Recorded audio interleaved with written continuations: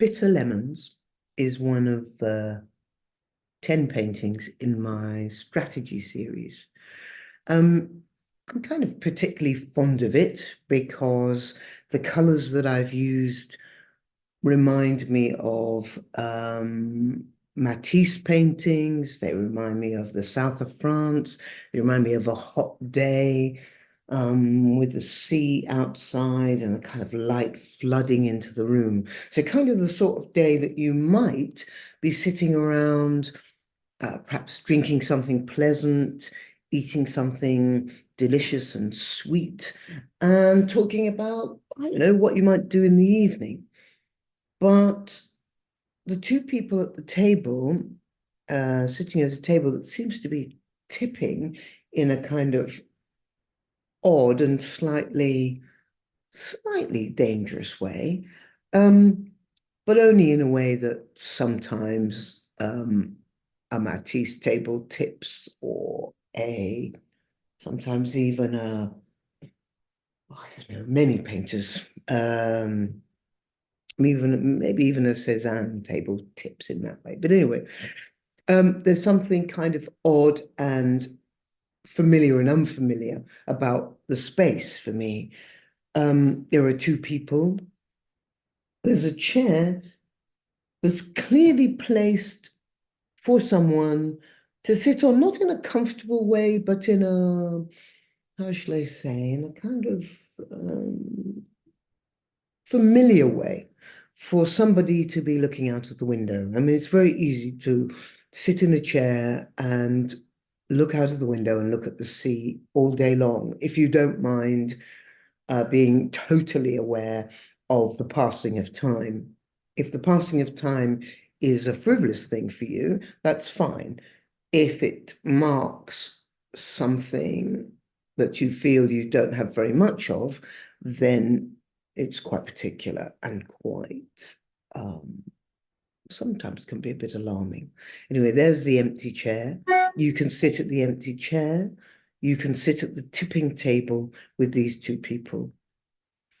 What they're trying to work out is what monuments are for.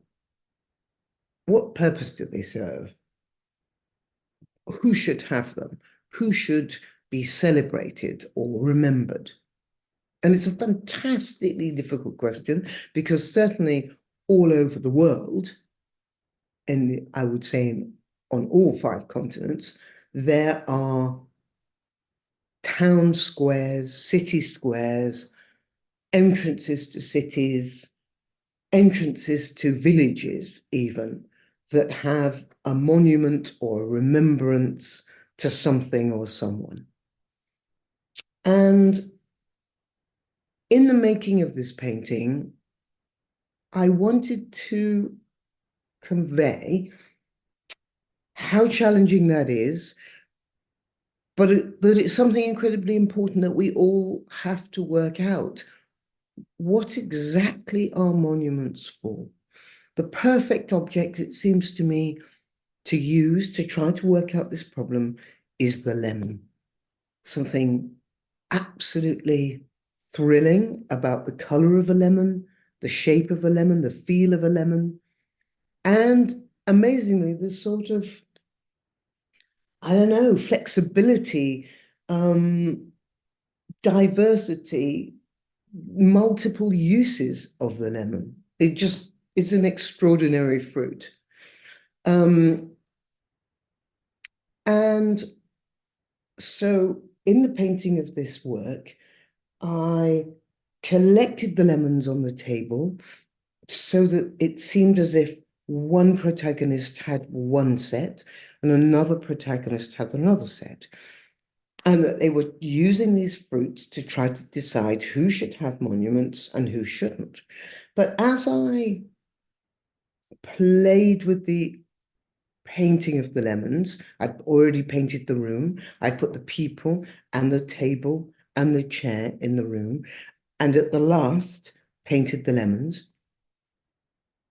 I think I needed a way to be clearer, I suppose, that was what I was talking about. and made a kind of chance gesture with some charcoal that lifted one lemon from being flat and almost part of the table onto a little stand.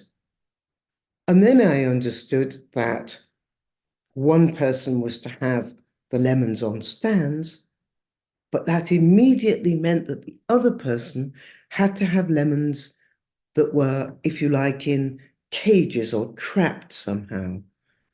Absolutely illustrating that if one set of people are on monuments, another set of people are probably incarcerated.